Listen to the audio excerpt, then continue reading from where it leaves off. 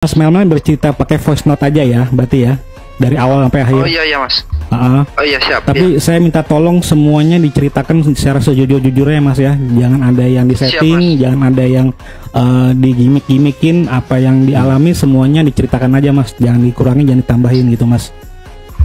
Iya siap. Halo, Assalamualaikum warahmatullahi wabarakatuh. Apa kabar sahabat Hendris? Semoga sahabat Hendris dimanapun berada tetap sehat, tetap semangat. Seperti biasa sahabat Hendris, welcome back to my YouTube channel Hendris Media. Sahabat Hendris, wow, ini kasus Vina ini memang luar biasa menyita perhatian publik.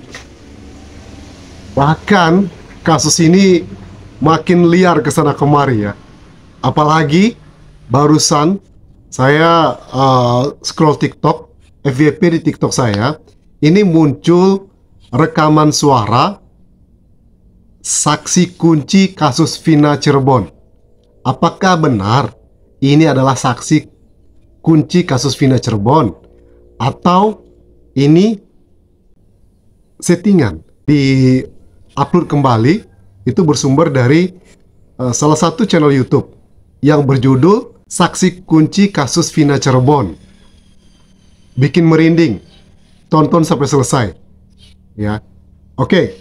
Sahabat Hendris, kita dengarkan dulu salah satu ini beberapa part tadi yang ditayangkan kembali di TikTok di VT ini. Kita dengarkan dulu part satunya ya. Voice note ini. Kita dengarkan di sini ya. Check it out. Hubungan apa Mas Melmel dengan kedua korban, yaitu Vina dan Eki, juga Linda? Ya selamat malam juga Mas. Ini saya dari saksi yang ada di TKP terakhir. Jadi di sini Mas, saya dengan adik Eki dan Vina itu memiliki hubungan yang sangat dekat ya. Tapi di luar daripada geng motor, karena adik Eki itu seperti adik saya sendiri. Jadi ketika Eki punya masalah dengan Vina, Eki cerita dengan saya, curhat. Begitupun dengan Vina, jika dia punya masalah dengan Eki, dia juga curhat sama saya. SMP 11. Nah, di SMP 11 tuh saya taruh motor tuh. Saya lihat tuh mereka tuh di dalam. Saya juga nggak berani untuk masuk ke dalam karena ini Vina sama Eki ini sudah dipukulin gitu. Tuh ada warung yang masih buka ya Mas, yang nggak buka full, maksudnya itu sudah mau tutup lah. Di situ tuh ada laki-laki Mas, saya ajakin untuk masuk ke dalam, nggak berani.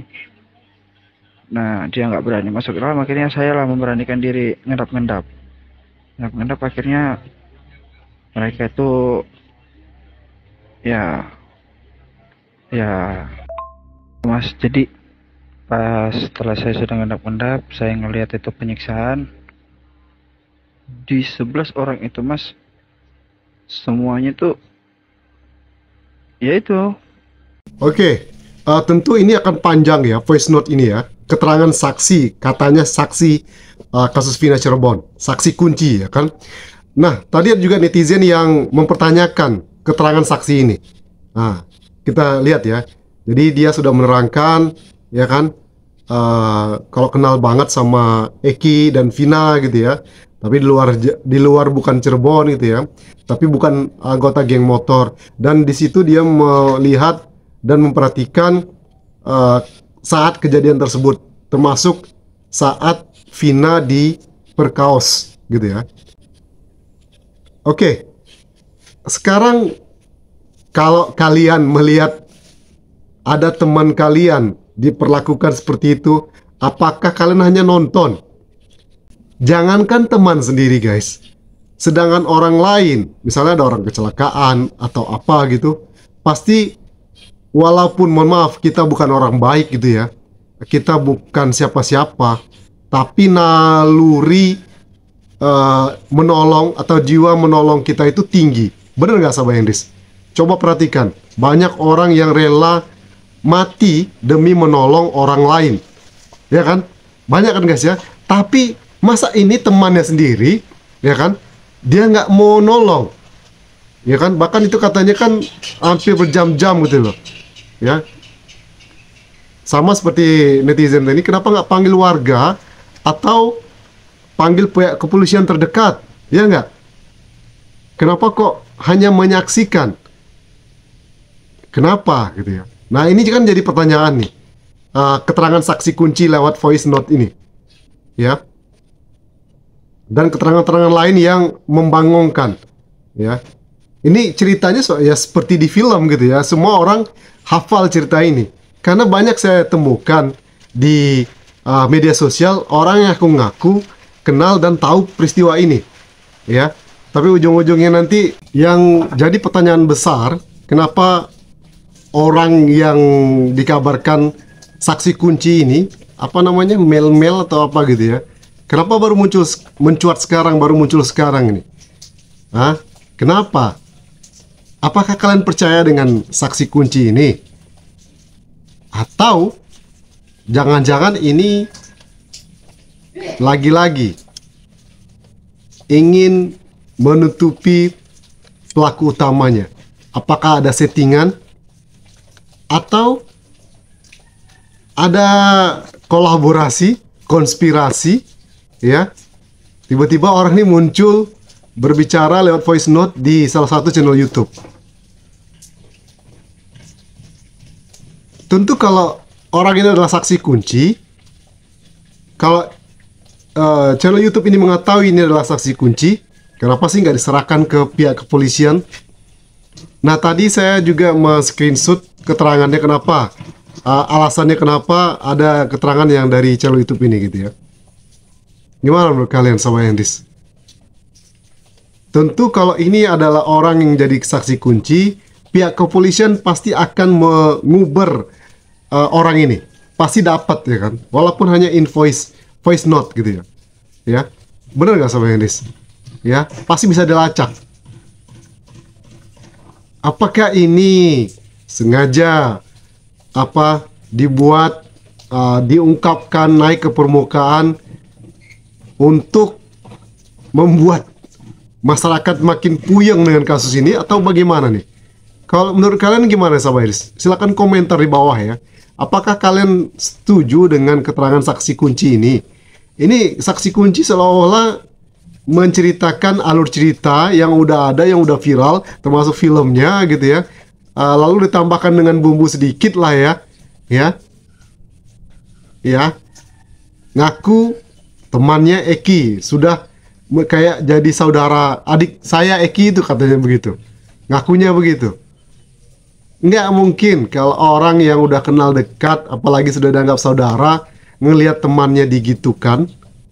Apakah manusiawi orang itu mendiamkan?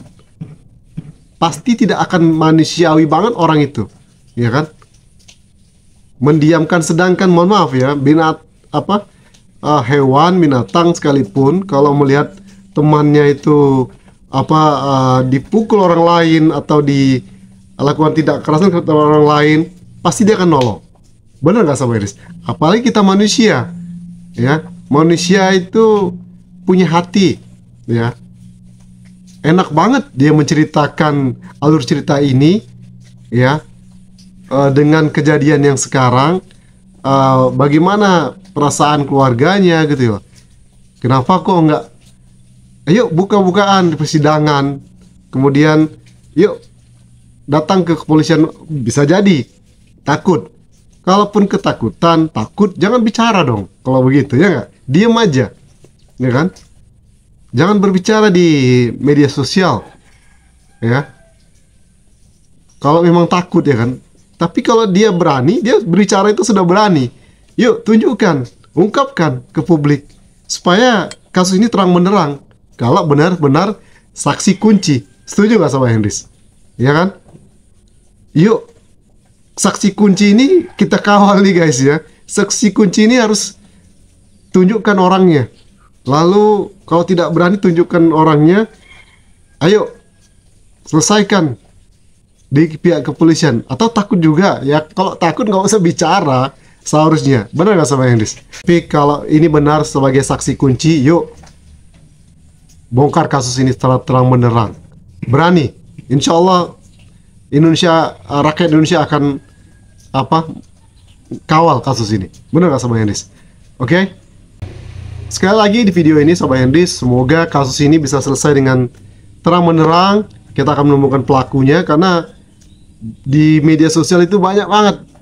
Oh, inilah pengiringan opini, pelakunya itulah, inilah, gitu loh. Jadi banyak netizen yang udah mulai jenuh nih dengan kasus Vina Cirebon ini, karena nggak ada kejelasan. Sama kasus yang sebelumnya kalau nggak salah ya, saya nggak ngikutin kasus-kasus tersebut. Awalnya jujur saya nggak begitu tertarik mengikuti kasus-kasus seperti ini. Tapi karena ini kasus yang menurut saya perlu juga kita ikut prihatin ya, dengan kita bersuara di media sosial ya. Mudah-mudahan kasus ini bisa terungkap. Ya istilahnya kita desak pihak yang berwajib untuk mengungkap kasus ini dengan terang benderang. Benar nggak Sobat Hendris? Oke, itu saja video kali ini Sobat Hendris. Gimana menurut kalian tentang saksi kunci tadi? Komen di bawah guys ya. Thank you for your attention. One more time, don't forget to subscribe, like, comment, and share. See you in the next video. Wassalamualaikum warahmatullahi wabarakatuh. Bye bye.